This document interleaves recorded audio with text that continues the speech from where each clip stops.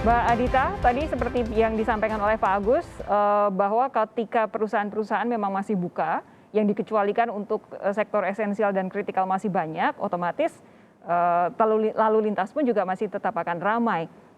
Adakah kemudian yang bisa dilakukan oleh Kementerian Perhubungan untuk memastikan bahwa nantinya hanya yang benar-benar penting untuk bekerja saja yang melalui atau menggunakan transportasi umum dan juga menggunakan kendaraan pribadi, dan apakah ini saat ini Kementerian Perhubungan sudah pede bahwa semuanya sudah tersosialisasikan dengan baik?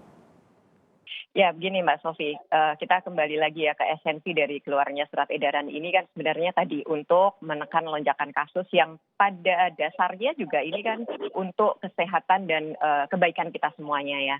Ya tentu apa yang dikeluarkan ini akan menimbulkan pertanyaan juga dari masyarakat ya. Dan kita juga sudah melihat dalam 2 hari kita melakukan sosialisasi ini banyak sekali pertanyaan yang masuk. Kami umumkan hari Jumat dan akan berlaku mulai besok. Jadi setidaknya ada 3 hari kita melakukan sosialisasi dan persiapan untuk para operator. Nah tadi menanggapi dari Mas Agus ya memang ini satu hal yang selalu menjadi yang saya sebut tadi dinamika ya. Bagaimana hulu di mana itu kebutuhan aktivitas masyarakat khususnya untuk bekerja ini akan oleh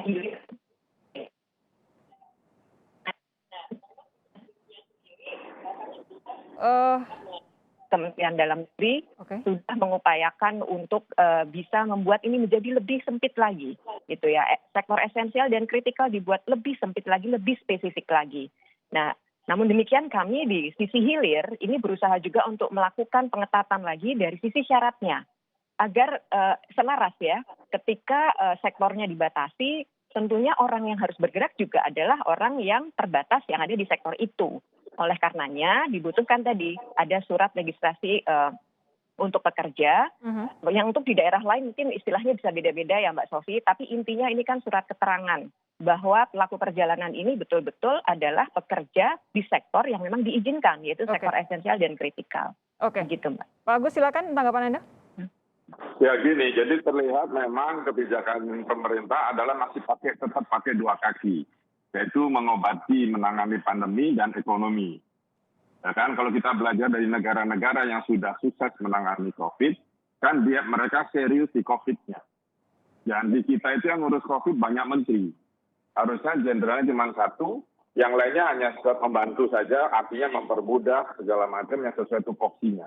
Kalau di kita enggak, di gugus tugas ada, saya pikir tadi gugus tugas itu adalah setingkat menteri berhubungan dengan presiden, dia bereskan. Yang lainnya tuh siap-siap di ekonomi, di pariwisata, di mana-mana lah. Seperti beberapa negara kan begitu. Kalau kita dikumpulkan satu di Satgas, ketuanya menteri sibuk, koordinator, wakilnya sibuk, wakilnya lagi, semua sibuk. Jadi pusing itu. Jadi kita melihatnya ini manajemennya by panic gitu ya. Nah apalagi dengan ini lalu Pak Luhut, ya saya sih sudah lah itu urusannya presiden ya. Meskipun tupoksi Menko bukan di situ. Nah sekarang bagaimana caranya nggak bisa enggak. Kalau hulunya tidak dibereskan, pastilah sudah ada. Pasti nggak akan lebih dari 30% menurut saya. Pak Agus, kalau kemudian ada syarat-syarat yang diberlakukan seperti kalau di Jakarta menggunakan STRP atau surat-surat penting lainnya, surat penugasan, atau harus bawa ID card, menurut Anda akankah ada efektivitasnya? Gini, negara kita ini sangat suka dengan nyogok. Di lapangan itu mudah disogok, petugas-petugas di lapangan itu rawan karena dia sudah bingung kan 24 jam itu jaganya. Ya kan lelah, saya nggak tahu insentifnya dapat atau enggak. Tapi sekali lagi itu mudah, kita belajar udah setahun lah. Jadi mudah-mudahan pemerintah tidak masuk ke lubang yang sama. Ya kan, itu di lapangan dan saya selalu di lapangan saya lihat nggak mungkin. Kalau dia sudah teriak semua, besok buka, pasti dibuka. Nggak mungkin nggak gitu. Jadi itu yang menurut saya tutup saja semua sebentar 2 minggu, 3 minggu dilihat turun nggak. Kalau turun artinya bisa diteruskan karena kita nggak bisa membasmi pandemi di mana masih ada kerumunan, itu impossible. Mbak Adita, terakhir untuk Anda, ini kan posisinya memang saat ini masih banyak sektor-sektor yang dibuka oleh pemerintah, walaupun tadi Anda bilang sedang berusaha dirampingkan lagi. Tapi bagaimana untuk memastikan supaya paling tidak di tengah upaya untuk merampingkan ini, mengurangi lagi mobilitas orang, tidak ada yang tadi seperti disampaikan oleh Pak Agus, ada upaya penyogokan, lalu kemudian petugasnya tidak konsisten dan tidak komitmen, dan mungkin juga bisa menghadapi masyarakat yang mau tidak mau harus tetap bekerja karena takut dipecat. Apa yang bisa Anda sampaikan? Ya, seperti saya sampaikan tadi Mbak Sofi, kami hampir tiap hari, bahkan mungkin tiap hari ya, rakor dengan lintas kementerian dan lembaga. Khususnya ketika bicara mengenai transportasi, pengawasan di lapangan ini kan khususnya di darat ya, kami bekerja sama dengan Korlantas dan juga tentu dengan TNI dan pemerintah daerah. Kalau kita bicara kawasan aglomerasi ini kan sebenarnya pemerintah daerah sangat terkait dengan hal ini ya. Jadi kita terus-menerus duduk bersama, mengkoordinasikan berbagai hal, mengantisipasi berbagai kemungkinan, dan kami sangat apresiasi sebenarnya kepada daerah ya dan kepada TNI Polri juga yang upayanya luar biasa. Ya kita memahami ya, mereka mungkin juga banyak sekali yang harus ditangani, kemudian juga tantangan terjadi di lapangan.